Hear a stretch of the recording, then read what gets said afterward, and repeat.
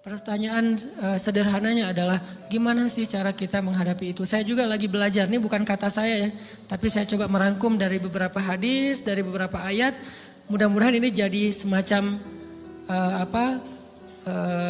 tips dari Allah, dari Rasul, cara kita supaya lebih sabar dalam menghadapi ujian, khususnya ujian perasaan. Pertama, saya mengambil dari hadis riwayat yang diriwayatkan dari Abu Hurairah, hadis Hasan.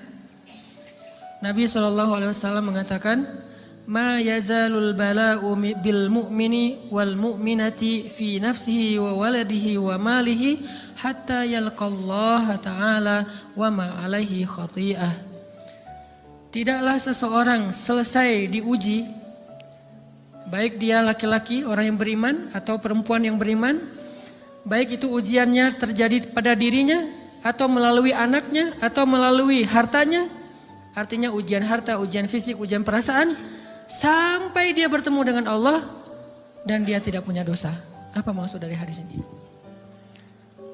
Ujian itu tidak akan berakhir kecuali kalau dosa kita sudah habis. Allah akan menguji kita terus untuk membersihkan diri kita dari dosa. Sehingga yang harus kita coba bangun awareness dalam diri kita kalau lagi diuji, Allah pengen membersihkan dosa saya nih. Sehingga kita ridho dengan ujian, bukan ikhlas ya. Kalau ikhlas ibadah, kalau ujian ridho, rela. Saya ridho ya Allah walaupun ini berat. Saya ridho ya Allah walaupun saya berharap Engkau beri jalan keluar. Saya ridho ya Allah walaupun saya berharap ditolong oleh Allah. Tapi tetap ridho diberikan ujian itu. Sambil berdoa diberikan jalan keluar, ditolong, diberikan keajaiban. Cuman gak mau mengeluh. Dan berdoa meminta jalan keluar bukan mengeluh, itu ibadah. Berdoa itu ibadah dalam Islam. Sehingga Allah suka banget sama hamba yang berdoa. Allah suka dengan hamba yang curhat. Nabi itu kalau lagi curhat, doanya aja bisa berjam-jam cuma doa doang tuh. Kayak hadis Aisyah pas lagi cemburu malam-malam kan. Aisyah lagi tidur, ini jatah malamnya Aisyah. Tiba-tiba dia nyari-nyari raba-raba, Nabi gak ada, dicari di kamar mandi gak ada. Biasanya Nabi sholat di sebelah Aisyah. Wah curiga nih, jangan-jangan ke rumah si Fulan. Dicari ke rumahnya, ditelepon gak aktif, mungkin lagi dicas, datang ke rumahnya. Ketuk pintu. Hafsah, Nabi di rumah kamu enggak? Enggak Aisyah, beneran. Cari ke rumah Sofia. Sofia, Nabi di sini enggak? Enggak, beneran. Cari ke rumah Maria. Maria di sini enggak Nabi? Enggak. Kemana ya Nabi? Rumah istri-istri yang lain gak ada.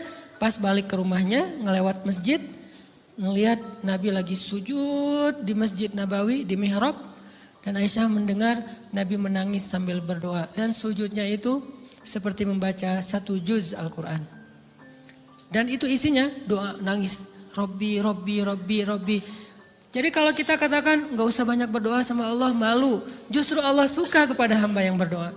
Justru sebaliknya kalau kita jarang berdoa atau enggan berdoa, buat Allah itu orang sombong. Allah gak suka hamba kayak gitu. Kamu gak butuh saya, sama kayak kita lagi ada masalah, punya teman yang punya kelebihan harta, terus kita kayak bingung gitu nyari kesana kemari pinjaman, dia gak dikasih tahu. Pas dia tahu dari orang lain, dia ngomong apa? Kamu gak nganggap saya ya?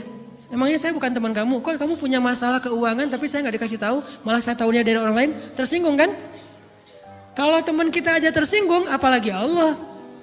Kamu punya masalah kok gak ngomong ke saya, wahai hambaku? Bukan berarti Allah gak tahu. Allah tahu, cuman Allah berhak, bukan ingin ya, berhak untuk dilibatkan. Allah berhak untuk dicurhatin. Allah berhak untuk dijadikan tempat kita untuk habis-habisan menangis dan melampiaskan masalah kita kepada Allah dalam bentuk curhat-curhat dan doa.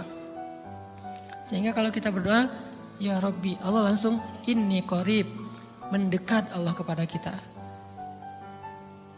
Jadi teman-teman yang dirahmati Allah, kalau kita punya masalah, kita coba bangun awareness, oh Allah pengen membersihkan dosa-dosa saya nih. Terus kita berdoa, ya Allah bantu saya, ya Allah tolonglah saya, istighfar. Saya kadang-kadang ngerasa nih, kalau ada dosa, ada kesalahan, ada kekeliruan yang saya lakukan misalnya gitu. Kalau saya nggak kuat istighfarnya, bentar lagi akan diuji sama Allah. Ujiannya macam-macam, alhamdulillahnya ujiannya masih ketahan. Pasti diuji sama Allah. Kalau istighfarnya nggak kuat, taubatnya tuh nggak kuat, langsung diuji sama Allah. Dan saya langsung sadar, oh benar berarti yang tadi ini lagi dihapus sama Allah nih.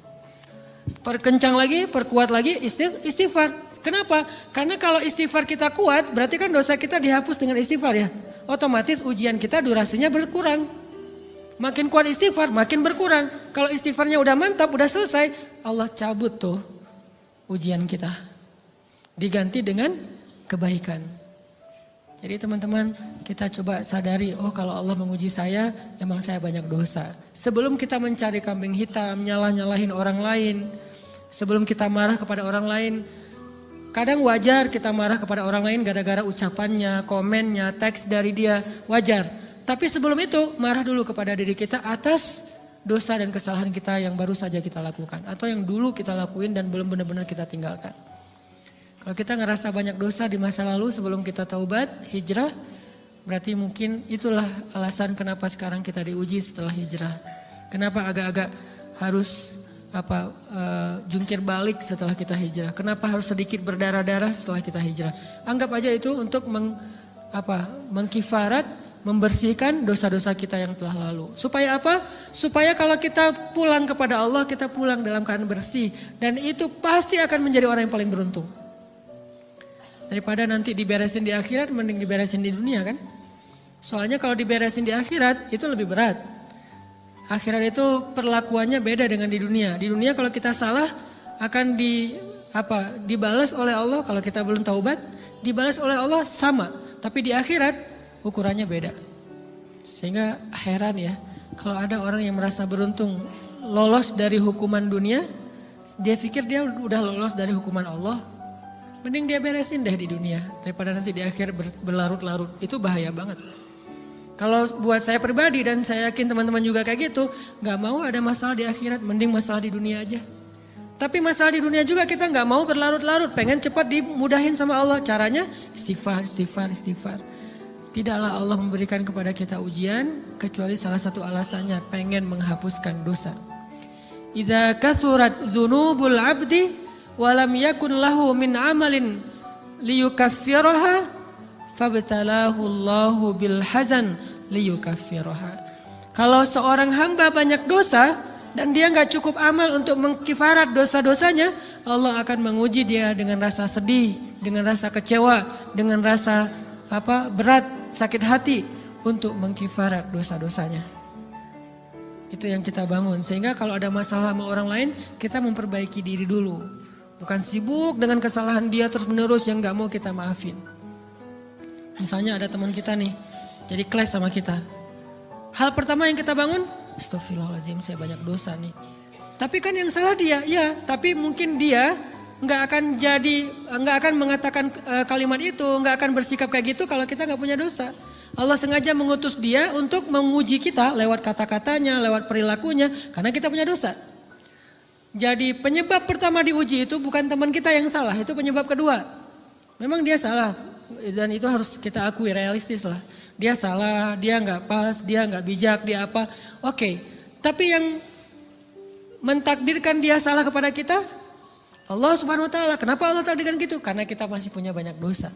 Allah kirim kita ujian, bisa manusia, bisa alam, bisa dalam diri kita sendiri. Itu semuanya adalah cara Allah untuk menguji kita dan membersihkan dosa-dosa kita. Ini yang kita bangun pertama. Yang kedua,